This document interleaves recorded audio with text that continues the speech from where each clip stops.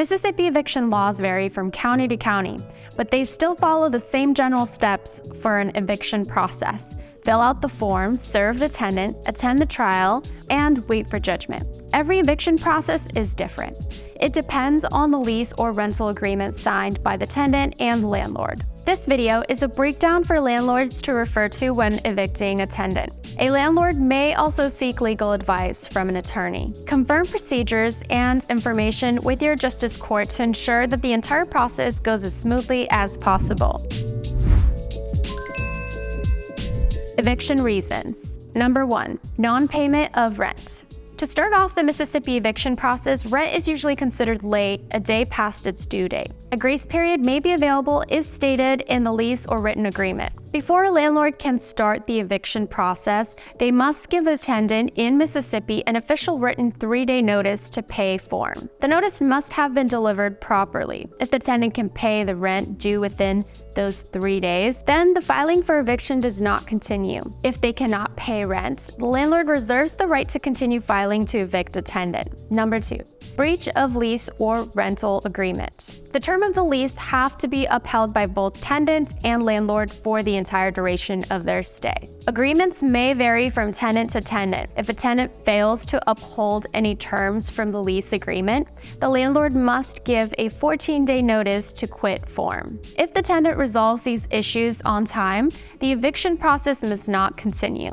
Lease violations may include damage to the property, smoking in non-smoking areas, keeping pets in pet-free properties, etc., and engaging in illegal behavior on or near the property. If the lease violations are not resolved, or they remain on the property within that amount of time, then the landlord must continue with the process to evict a tenant. Number 3, material health or safety violation.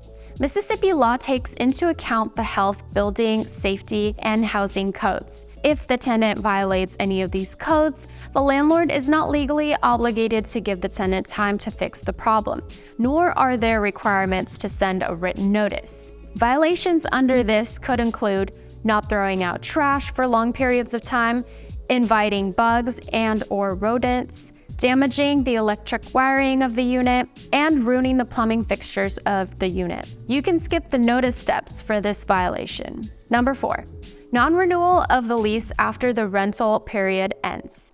In Mississippi, landlords cannot take eviction action against a tenant or force them to vacate the property without probable cause and without a notice. As long as the tenant does not violate any rules, they can stay within the days of their rental period. But if they stay in the property even a day after their lease or rental agreement ends, and have not arranged for a renewal, a landlord may issue a written notice to move. This would depend on the type of tenancy. The notices for the different tenancies include a 7-day notice to quit and a 30-day notice to quit.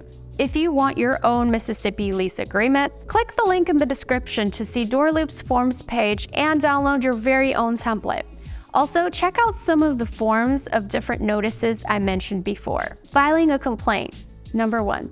How to file a complaint. The eviction process can only begin after issuance of the appropriate eviction notice. An appropriate notice period must have been allowed before filing for eviction. The eviction process steps as follows. Proceed to the Mississippi Justice Court the rental property belongs to, file a complaint, you may need your city's zip code, and pay the fees.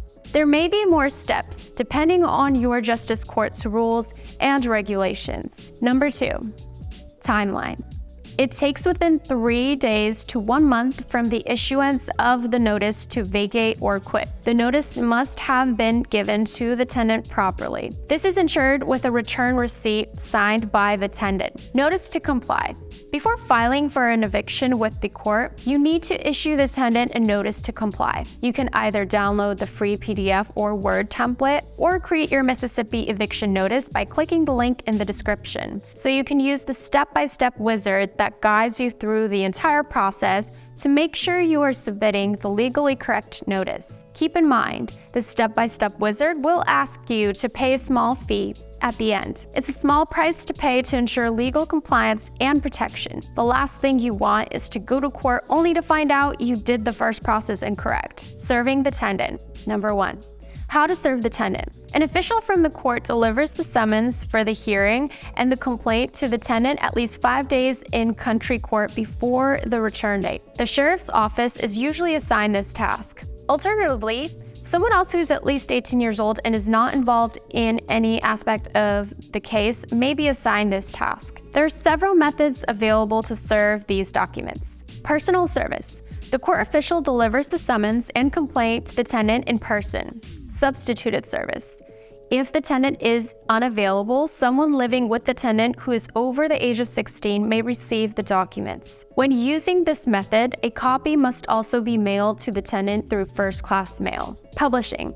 Send a copy to the local paper for publishing. When using this method, ensure that there are no other means for the tenant to receive their copy in person. Posting and mailing. The representative leaves a copy of the document for the tenant. It is placed in a secure and visible position by the entrance of the tenant's rented property. When using this method, ensure that there are no other means for the tenant to receive their copy in person. A copy must also be sent through certified mail. The sheriff's office holds the final say in the method. Number 2. After serving the summons and complaint. The tenant has at least 5 days before the eviction hearing date to prepare if they are in county court. Number 3, timeline. The documents should be served to the tenant within 5 days before the hearing. A postponement of the hearing, called a continuance, can be requested for a maximum of 10 days if the eviction is about non-payment of rent. Asking for possession. Number 1. Filing a motion to obtain judgment and get a judgment for possession. The landlord has to provide a strong argument backed up by solid evidence against the tenant. If the tenant fails to appear at the hearing, the landlord wins by default. Number 2, next procedure if the tenant disagreed and replied. In the state of Mississippi, a reply from the tenant is not necessary for a court date to be scheduled. They only have to show up to the hearing. The landlord needs to support the claim with evidence and show it during the court hearing. This could include, but is not limited to, the following: copy of the deed and lease, copy of any notices given to the tenant, rent receipts and ledgers, bank statements, witness information, and photo and video documentation of the violations, correspondence, etc. Number 3, timeline.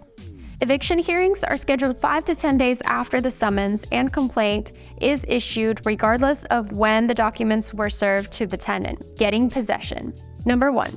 After the landlord wins the case. Provided that the tenant does not appeal for reconsideration, a writ of execution is a court order that is issued either immediately or 5 days after judgment was granted to the landlord. If the eviction hearing was about non-payment of rent, the writ of execution is given immediately, but it will be released after 5 days for other types of eviction orders. A judge can grant a maximum of 3 days to stay the execution. It would have to be for a good cause. Tenants can continue staying in the property within 3 days. Number 2, move-out process. There's no clear time frame for when the tenant has to move out once the writ of court order is issued. At best, they have a maximum of 5 to 8 days to move out of the rental property. However, if it was an eviction for failure to pay rent, they must immediately move out. Number 3, timeline. The tenants have a few hours to 8 days upon the court's order issuance of the writ of execution to vacate the property. Mississippi eviction timeline. Here is an average timeline for a complete eviction process. This timeline does not include special cases such as requests for an appeal or continuance. On average, it would take anywhere between half a month to 2 months for a complete eviction process. Showing evidence. Number 1, how to keep good records. If the tenant disagrees with the eviction request and they reply to the court, it's important that you keep extremely good records for everything so you can provide proof to the judge and win your case.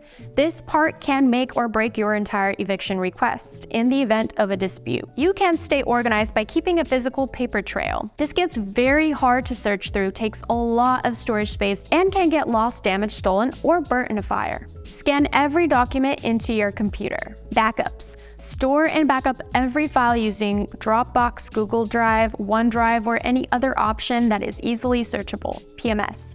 Use a property management software to save everything from lease agreements signed, documents, violations, emails, notes, invoices, payments, reminders, maintenance requests, pictures, videos, and anything you can imagine. This is most useful when you store all of the documents in the software.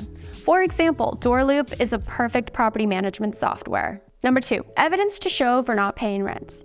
If the tenant does not pay rent and they dispute that claim, it's important that you show the judge the following: your lease agreement, showing the terms of the agreement when rent is due and any penalties for late payment. All payments, showing all previous payments, how they were normally made, check, credit card, ACH, etc., and what date they were normally paid on. Any payment returns. If their check bounced, their bank account had insufficient funds, or they did a chargeback dispute on their credit card, show this to the judge. Also, show any fees your bank may have charged you and any penalties you're owed according to your lease agreement. All messages. If you sent your tenant automated or manual payment reminders by text, email, a letter, or mail, it can be very useful to show all of this. While it's usually not needed, it's still good to show that they are aware of the situation and were given time to cure and make payment. This is why it's always best to have everything in writing instead of any phone calls or face-to-face meetings.